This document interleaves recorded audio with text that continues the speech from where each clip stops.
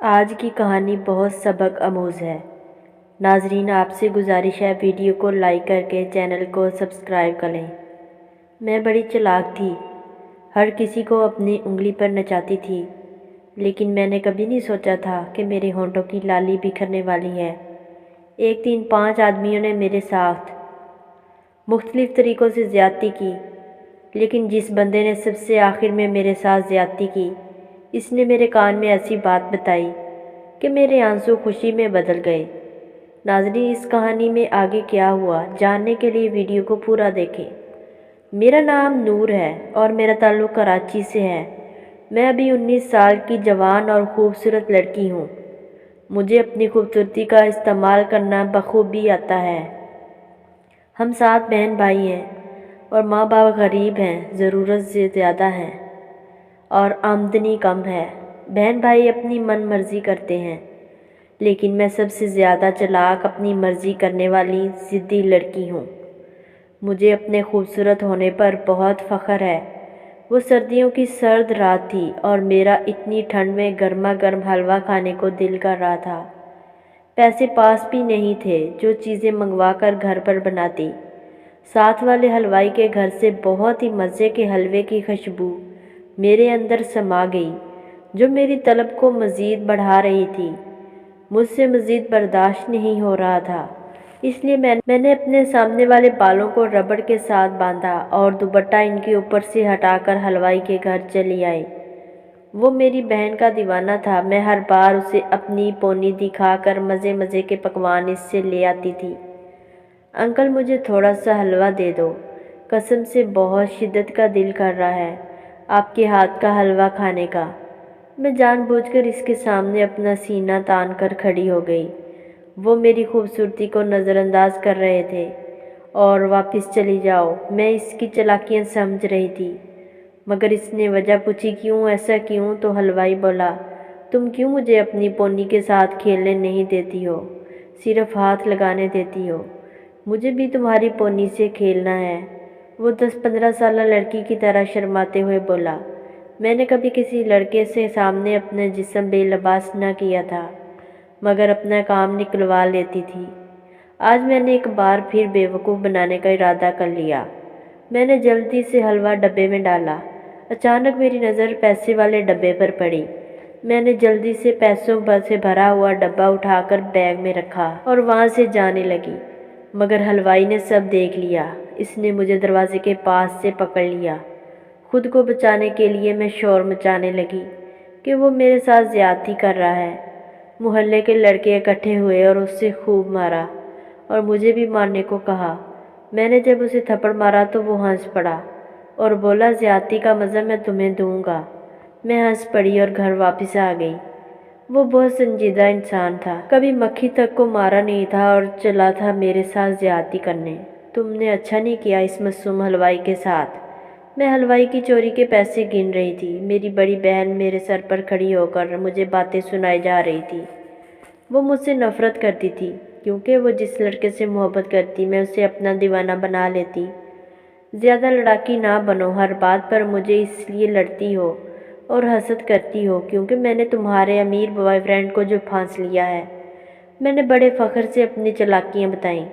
وہ ہنس پڑی اور بولی، دیکھتے ہیں کس نے کس کو پھانسا ہے۔ اس کی یہ بات مجھے کچھ عجیب لگی، مگر میں نظر انداز کر گئی اور اپنا 1 لاکھ سنبھال کر سائیڈ پر رکھ لیا۔ 5-6 ماہ اب آرام سے گزرنے والے تھے۔ اگلے ہی دن میں پیسے لے کر شاپنگ کرنے چلی گئی۔ میں طارق روڈ سے شاپنگ کر رہی تھی کہ ایک لڑکا مجھ سے پرس چھین کر بھاگنے لگا۔ میری کوئی مدد نہیں کر رہا تھا۔ پھر ایک لڑکا تیزی سے چور کے پیچھے بھاگا اور مجھے میرا پیسوں والا پرس واپس لا کر دیا۔ میں نے اس کا شکریہ ادا کیا۔ وہ بہت ہی خوبصورت تھا اور اپنے لباس سے امیر زادہ معلوم ہو رہا تھا۔ مجھے ویسے بھی امیر زادے کی تلاش تھی۔ میں جلدی سے روتے ہوئے اس کے سینے لگ گئی اور یہ ظاہر کرنے لگی کہ میں کتنی خوف زدہ ہوں۔ اس نے بھی مجھے خود سے الگ کیا اور میرا ہاتھ تھام کر مجھے اپنی گاڑی میں بٹھایا۔ اس کی شاندار گاڑی دیکھ کر میری نیت اس سے زیادہ خراب ہو گئی۔ آپ اتنی خوبصورت ہیں، اکیلے کیوں گھر سے باہر نکلی ہیں؟ اگر میری بیوی اتنی خوبصورت ہوتی میں اسے اپنی آنکھوں سے 1 منٹ بھی اوجھل نہ کرتا۔ مگر میری قسمت میں کہاں اتنی خوبصورت بیوی لکھی ہے۔ وہ میری خوبصورتی کو گہری نظر سے جائزہ لیتے ہوئے افسردہ لہجے میں بولا۔ اس کی فرمائش سن کر میری آنکھیں حیرت سے پھیل گئیں۔ مجھے اپنے خواب سچ ہوتے ہوئے نظر آ رہے تھے۔ میری خواہش تھی کہ میری شادی امیر لڑکے سے ہو، مگر امیر لڑکے کہاں ہم غریب لڑکیوں کو شادی کے لیے پسند کرتے ہیں۔ وہ تو ہمیں وقت گزاری کے قابل سمجھتے ہیں۔ جیسے میں آپ کو اچھی لگوں تو آپ مجھے اپنی بیوی بنانے کی خواہش پوری کر سکتے ہیں۔ میں نے بھی وقت ضائع کیے بنا اسے شادی کا کہہ دیا۔ وہ حیران تو نہ ہوا مگر ہنستے ہوئے بولا، اگر ایسی بات ہے تو پھر ہمیں اس نیک کام میں دیر نہیں کرنی چاہیے۔ اگر آپ کی مرضی شامل ہو تو کیا میں آپ کو اپنے گھر لے جا سکتا ہوں؟ میں اپنے ماں باپ کو آپ سے ملوانا چاہتا ہوں۔ اگر آپ انہیں اچھی لگی تو میں آج شام ہی اپنے ماں باپ کو آپ کے گھر بھیج دوں گا رشتہ مانگنے کے لیے، اس لڑکے نے میرا ہاتھ تھام کر کہا۔ میں حیرت سے پھٹی آنکھوں سے اس کا روشن چہرہ دیکھنے لگی۔ وہ خوبصورت تھا، ہر لحاظ سے پرفیکٹ بھی تھا۔ سب سے امیر لڑکے کو اپنا بنانا میرے بائیں ہاتھ کا کھیل تھا۔ میں جھٹ سے بولی، میرا انتخاب کرنے کی وجہ اس کا جواب وہی دے سکتا تھا، اور اس نے دیا بھی۔ انسان کا اختیار اپنے دل پر نہیں ہوتا، اور میرا دل تم پر آ گیا ہے۔ اب تم حاصل کیے بنا مجھے چین کہاں آئے گا؟ اس نے گاڑی سٹارٹ کی اور مجھے گھر لے آیا۔ اگر کوئی بہت بڑا شاندار نہیں تھا، مگر ہمارے گھر سے کافی بہتر تھا۔ اس کا سٹائل اور گاڑی دیکھ کر گھر اس کے مطابق نہ پا کر میں کچھ پریشان ہوئی۔ ایک بار دل نے کہا واپس لوٹ جاؤ، مگر اس لڑکے نے مجھے فیصلہ لینے کا موقع نہ دیا اور بازو سے پکڑ کر گھر کے اندر لے آیا۔ وہاں پر 3 لڑکوں کو دیکھ کر مجھے اپنی بربادی کے دن دکھائی دینے لگے۔ وہ لڑکا مجھے کمرے میں لے آیا۔ یہ تم کیا کر رہے ہو؟ جانے دو مجھے۔ میں نے کمرے سے باہر جانے کی کوشش کی، مگر اس نے نہ سنی اور مجھے زیادتی کا نشانہ بنایا۔ پھر اس کے بعد باقی لڑکے بھی کمرے میں آئے اور مختلف طریقوں سے میرے ساتھ زیادتی کرنے لگے۔ پھر چاروں نے مل کر ایک ساتھ مجھے زیادتی کا نشانہ بنایا۔ میرا رو رو کر برا حال تھا۔ مجھے شادی کا لالچ دے کر ان چاروں نے میرے ساتھ سہاگ رات منا لی۔ میں گھٹنوں کے بل اپنا سر رکھ کر رو رہی تھی۔ سر اٹھانے کی مجھ میں ہمت نہیں تھی۔ ہمارے پیسے پورے ہو گئے ہیں، اب اس 5ویں آدمی کو بھی بلا لو تاکہ وہ بھی اپنا حساب پورا کر لے، ایک لڑکے نے کہا، اور 4 لڑکے کمرے سے باہر نکل گئے۔ میں ابھی بھی سر جھکا کر رو رہی تھی۔ دروازہ دوبارہ کھولا اور 5واں لڑکا کمرے میں آیا۔ اس کا چہرہ نہیں دیکھ سکی مگر قدموں کی آواز سن رہی تھی۔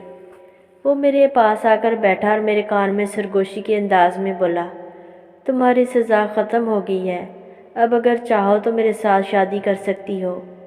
شادی نام سن کر میں مسکرائی اور گردن اٹھا کر اس 5ویں لڑکے کو دیکھا۔ وہ کوئی اور نہیں بلکہ وہ حلوائی ہی تھا۔ گھٹیا انسان، یہ سب تم نے کیا ہے۔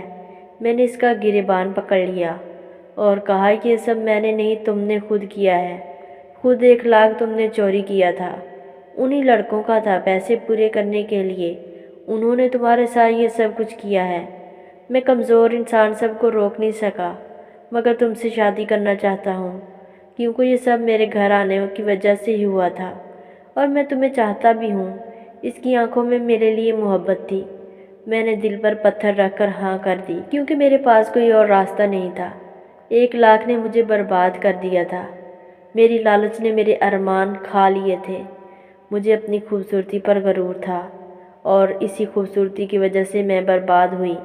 غرور کا انجام یہی ہوتا ہے جو میرا ہوا تھا، مگر اس حلوائی نے مجھے عزت دے کر اپنایا تھا۔ میری گردن عباس کے سامنے جھکی رہتی ہے کیونکہ میں اس کے قرض دار ہوں۔ دوستو، آپ کو یہ کہانی کیسی لگی ہے؟ کمنٹ میں ضرور بتائیے گا۔ اگر آپ ہمارے چینل پر نئے ہیں، چینل کو ضرور سبسکرائب کیجیے گا۔